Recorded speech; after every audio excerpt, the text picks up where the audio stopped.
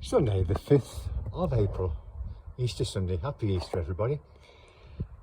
Well, it's a dry start, very fresh at 5 degrees. So what's it going to do today? Well, it's going to be a sunny start, becoming cloudy, and we're going to have another windy afternoon. So I'll go and check for damage this morning and back down the hatches because we can have more wind today. Having said that, remember, every day's a bonus.